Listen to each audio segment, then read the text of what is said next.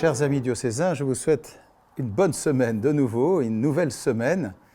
Et je sais que beaucoup parmi vous, vous prenez du temps chaque jour pour la prière. Et moi-même, le matin, à 8 heures, avec le vicaire général, j'écoute la parole de Dieu.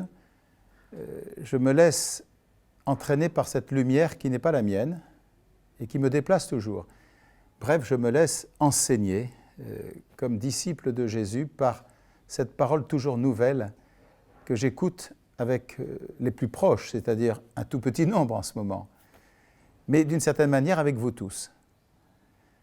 De quoi s'agit-il dans la prière ?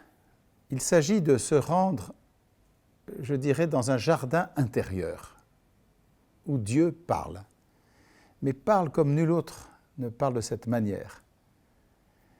Ce jardin intérieur, nous fermons la porte, c'est vrai, pour ne pas laisser rentrer n'importe qui ni n'importe quoi dans ce jardin, et en même temps nous nous rendons entièrement présents, disponibles à la présence de Dieu, toujours là, et présence aussi à nous-mêmes et aux autres, mais dans la lumière de cette parole de Dieu que j'écoute.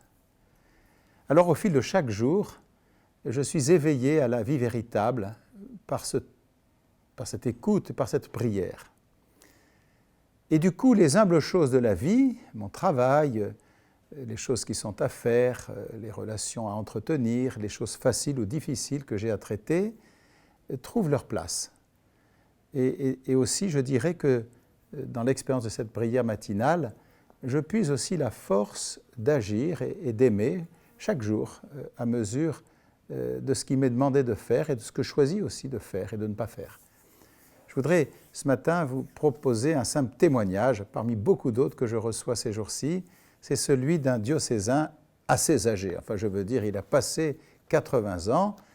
Il y a quelques jours, profitant de son heure de sortie, il est entré dans une église tout près de chez lui. Et là, tout seul, il a recopié sur un cahier une antique prière à la Mère de Dieu, la Vierge Marie. En vous parlant ce matin, en début de cette semaine, je voudrais simplement finir en vous lisant quelques mots de cette prière.